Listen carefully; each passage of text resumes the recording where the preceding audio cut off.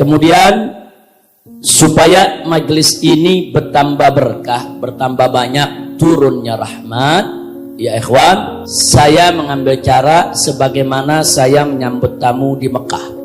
Jadi perlu diketahui dulu tamu banyak datang ke Mekah. Bisa sehari itu antara 100 sampai 200-an tiap hari, ya ikhwan.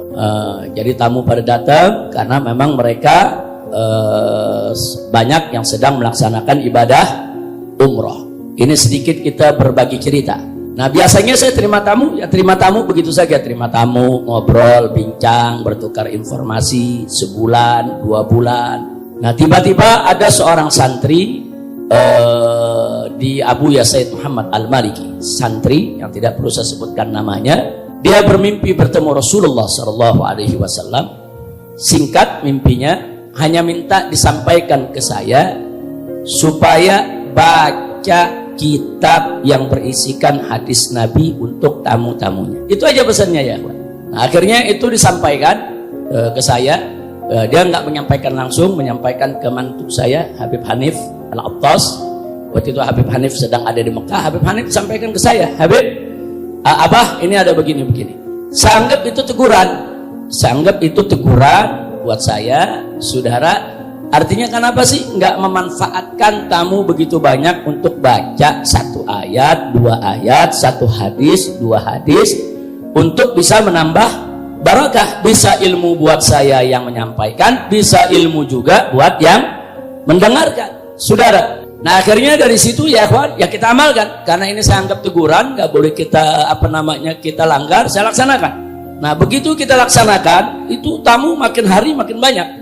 Yang tadinya cuma 50, 60, sehari itu bisa 200 orang. Padahal di Mekah nggak boleh kita bikin pengajian, ya. Jangankan saya, orang asing, orang Indonesia. Maaf, ulama Mekahnya sendiri, sebagaimana kita ketahui, banyak yang majlis-majlisnya ditutup. Nggak boleh mereka bikin majlis-majlis di rumah, ya. Dan majlis di sana kan harus izin negara. Itu yang nggak boleh kita lupa. Nah, jadi pada saat banyak ulama-ulama di Mekah yang majelisnya ditutup, mereka nggak berani terima tamu, saudara. Bahkan tamu-tamu yang biasanya ziarah ke guru fulan, semua nggak berani terima tamu. Justru saya tamunya setiap hari nggak berhenti. Nah, akhirnya itu saya manfaatkan. Apa hasil dari itu semua? Itu sehari bisa 200 orang, ya ikhwan, yang hadir di pengajian. Dan saya nggak ada yang larang. Saya pernah dipanggil, diperiksa oleh Badan Intelijen Saudi. Saya dipanggil, diperiksa, ditanya, Habib, ya Syekh, mereka manggilnya Syekh. Ini Anda nih tamunya terlalu banyak. Tiap hari nih kami hitung, kan mereka punya intelijen, ya. Ini bisa hampir 200 orang. Ini bagaimana ceritanya? Di kita punya negeri nggak boleh nih bawa tamu sebanyak ini, apalagi Anda orang asing.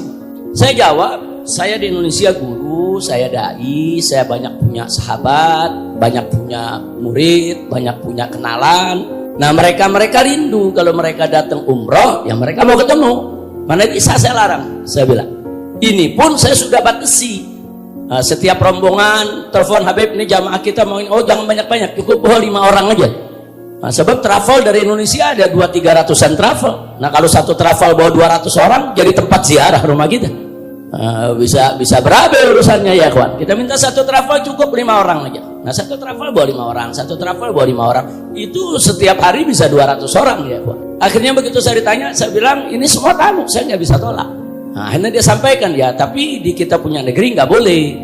Jangankan Anda orang asing, guru-guru di sini pun semua harus ada izin resmi dari negara untuk buka pengajian. Yang nggak ada izin nggak boleh. Saya bilang, jadi bagaimana ini maunya, ya ini mesti di stop. Anda nggak boleh lanjutkan begini, kalau enggak ya kita perkarakan. Saya bilang saya nggak bisa larang tamu. Nah, jadi kalau Anda nggak melarang saya untuk terima tamu seperti itu, caranya gampang. Bagaimana ya, saya pulangkan saya ke Indonesia, kan simpel. Saya bilang bukan saya kan yang nggak mau pulang, kan Anda yang tahan saya nggak boleh pulang. Nah, selama Anda tahan saya nggak boleh pulang, saya bikin pengajian terus. Nah, akhirnya nggak dilarang. Dia bilang, ya sudahlah, tapi jangan ganggu tetangga, jangan ganggu ketertiban, jangan sampai ada tetangga nanti yang ngelapor nih, diganggu oleh Anda. Ya alhamdulillah, tetangga-tetangga saya di sekitar saya punya rumah itu hampir semua baik-baik, ya kawan, dan mereka suka sama pengajian. Bahkan 1-2 ada yang ikut hadir juga. Nah, jadi artinya ini semua fadlun minallah. Ini semua adalah karunia Allah. Tapi nggak terlepas dari mimpi yang saya ceritakan tadi ya, Wak. Nah, akhirnya saya tetap bisa buka pengajian sampai 3,5 tahun ya, Wak. Sampai saya pulang ke Indonesia. Alhamdulillah. Nah, belajar dari situ.